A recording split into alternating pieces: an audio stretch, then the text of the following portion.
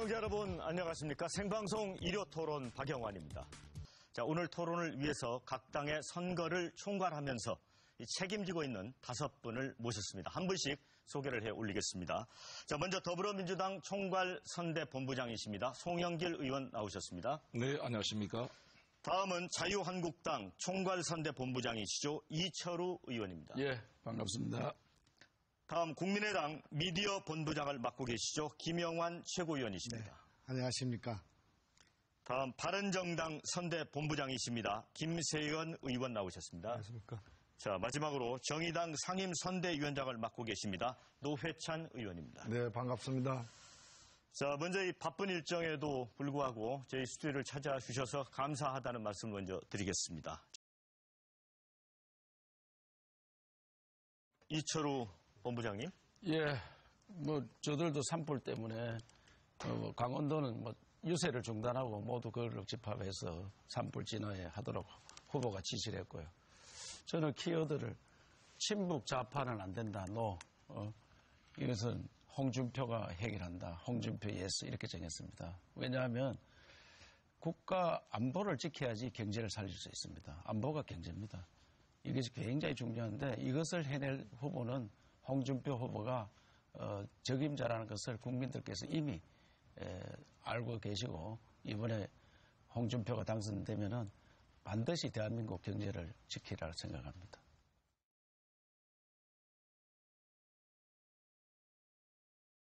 확신합니다. 네, 이철우 본부장님. 예. 그동안 우리 국민들께서도 마음도 많이 상했고 우리 당에서도 여러 번 사과를 드렸습니다. 이제 다 잊고 그래도 홧김에 투표를 잘못하시면은 나라가 망합니다. 저들은 그래 걱정하는 분들이 많습니다. 이 나라가 정권 교체가 아니고 나라가 교체될지 모른다는 이 위험한 그런 위기에 처해 있습니다. 그렇기 때문에 이번에 국민들께서 정말 자유 대한민국을 지킨다는 그런 각오로 많이 나오신다고 생각합니다. 우리 당에서도 그런 분들이 오셔서 지지서를 많이 해주시고 그래서 힘도 요새 많이 얻어서 당선된다는 그런 그 용기를 가지고 있습니다. 국민들께서 이 나라를 바로 지킬 수 있는 후보가 누군지 잘 판단하시라 생각합니다. 예.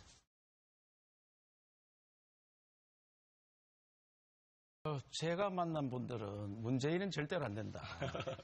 그래서 보수표가 한때 안철수한테 많이 갔었습니다. 안철수 후보한테. 그리고 안철수 후보하고 양강 구도를 이루었는데 홍준표 후보를 알고 난 다음에는 정말 시원시원하다. 이런 분이 나라를 맡아야 된다. 또 자유 대한민국을 지킬 수 있다. 잘못하면 우리나라가 친북 좌파 강풍 때문에 나라가 망할 수 있다는 위기감을 느끼는 국민이 많습니다. 이분들이 결집하기 시작했습니다.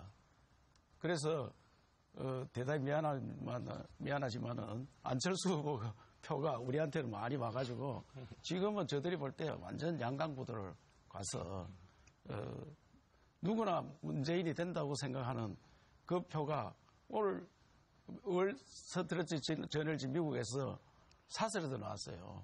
역전이 가능하다. 기적이 일어난다 한국에.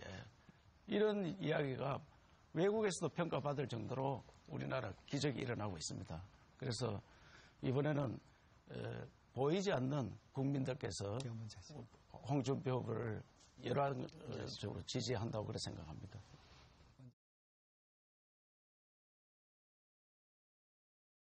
네, 이렇게 말씀드리겠습니다. 친북 좌파라 하니까 마음이 많이 아픈 모양이네. 아니, 그렇게 비아냥할 문제가 아니고. 아니요. 상대방은 그렇게 해서 어떻게 얘기했어요? 이것은 국민이 판단할 문제지. 우리는 그런 이야기를 해주는 게 왜 나라를 바로 지켜야 되지. 나라가 이태로우면 경제도 없습니다. 헌법재판소 판결 인정해요? 국민들이 좀 기다리세요. 제 이야기하는데. 국민들께서 판단할 문제입니다. 이것은 왜 문재인이 되면은 나라가 망할지도 모른다 이런 생각을 가진 국민이 많습니다. 제가 이런 이야기가 틀리면 국민들께서 우리한테 표 안 줍니다.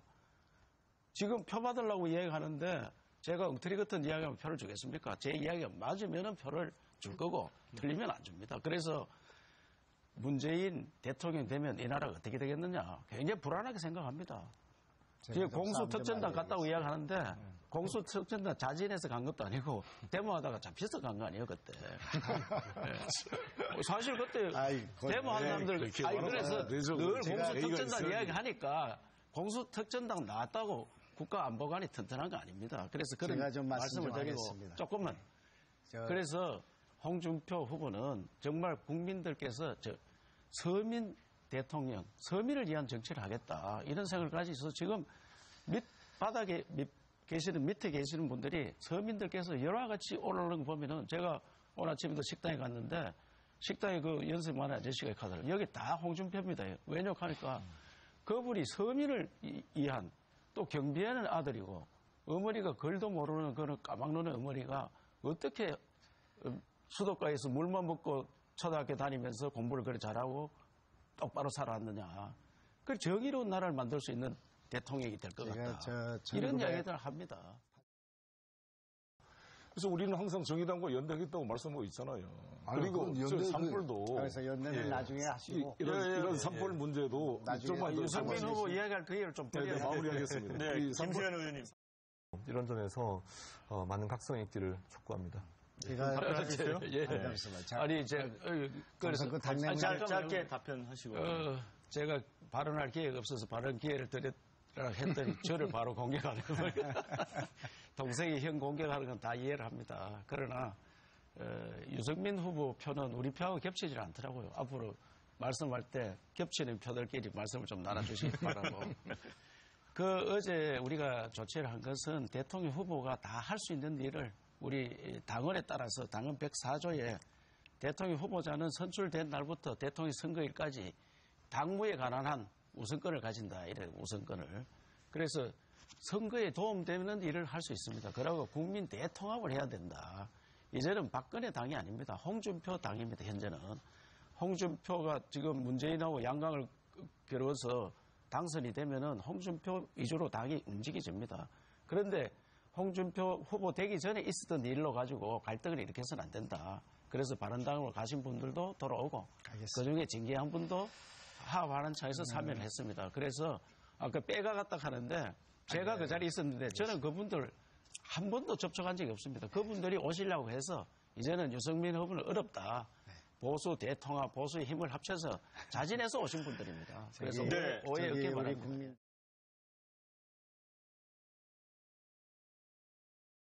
제가 한 말씀 답변에 묶어서 돌아가면 해야 되니까 잠깐만. 우리 이철우 본부장님 먼저 하시고. 김정한 최고위원께서 안철수 당이 아니라고 이야기했잖아요. 사드 논쟁이 될 때 사드를 반대하다가 찬성을 돌아섰어요. 그러니까 당론을 아직 안 바꿨는데 왜 혼자 그래 하느냐 하니까 지금은 안철수 당입니다. 그래서 제가 찬성을 하면 당론 바뀝니다. 이렇게 강력하게 이야기를 했는데 오늘 보니까 안 바뀌는 거 맞네요. 그러니까. 저 말씀에 대해서. 아니, 잠깐만. 그래서 제가 이제 이 논쟁에 대해서 좀 말씀드릴게요. 표 들어가야 되는데. 사드 하나만 해도 이게 나라가 얼마나 어려운지 모릅니다. 양당이 사드 반대하잖아요. 미국에서 이런 강력한 결의를 한 것은 사드 반대하는 것은 바로 주한미군에 대한 공격을 막지 말아라 이런 뜻으로 이해를 합니다. 미국에서는. 그렇기 때문에 사드를 반대하는 것은 주한미군 철수로 연결될 수가 있습니다. 그리고 그게 바로 북한 편을 드는 겁니다. 또 중국 편도 들어주는 겁니다. 그래서 이 하나로만 해도 대한민국이 어떻게 될지 그래서 트럼프와 같은 강력한 지도자 또 아베와 같은 강력한 지도자 시진핑 같은 그런 강력한 사람 그리고 러시아의 푸틴 이런 대상들을 우리가 상대를 해야 되는데 그때 오락가락하고 나약하게 사드나 반대하고 이래가지고는 상대가 안 됩니다. 그래서 홍준표 후보같이 강단 있는 사람 그런 분들이 대한민국의 대통령이 돼야지 외교관계라든지 외교관계를 통해서 국방이 튼튼해야지 나라 경제를 살릴 수 있습니다. 이것은 온 국민이 느끼고 있는 겁니다. 그래서 문재인 후보가 안 된다, 불안하다 이렇게 생각하는 겁니다. 없고 국회의원 한 번도 안 한 마크롱을 대통령 뽑는 이런 시대에 이런 혁신으로 갔는데 최고위원은 토론을 하는지 강의를 하는지 잘 모르겠어요. 뭐 처음에 하는 이야기는 제가 마음에 쏙 드네요. 문재인 후보한테 하는 이야기는. 그런데 나중에 막 더 나가는 거는 강의하러 오신 것 같아서 토론을 좀 주고받는 식으로 했으면 좋겠습니다. 일관되게 그런 시점을 가져왔어요. 이철우 본부장님.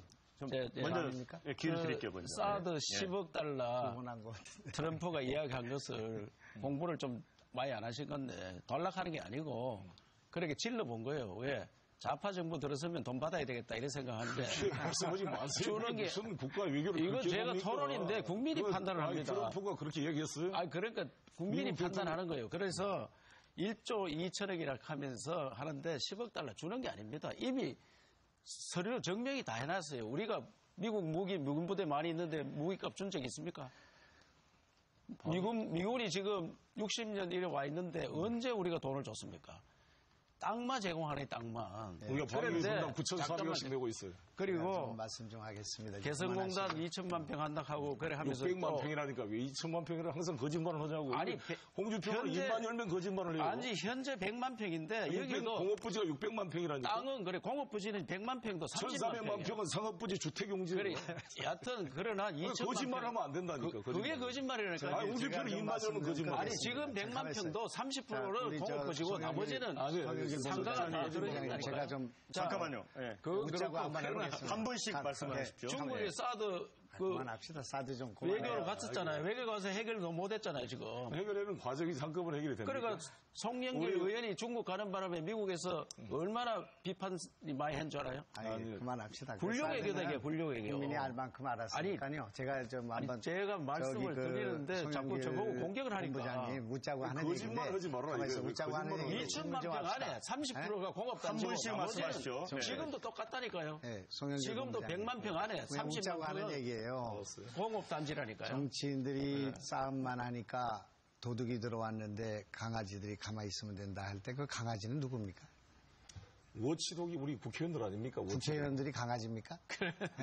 오늘 말버릇이 워치독이라고 말하면 감시위원을 말하는 거죠. 그런데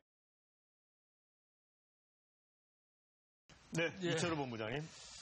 대통령이 되면은 33세 어린 김정은한테 먼저 가겠다는 이런 안보 불안 후보는 안 됩니다. 국가 안보를 튼튼히 지키면서 서민을 지킬 수 있는 뭐 지켜보면 담배값을 내린다, 통신비를 내린다, 자영업하면서 신용 불량된 그분들을 사면을 해준다.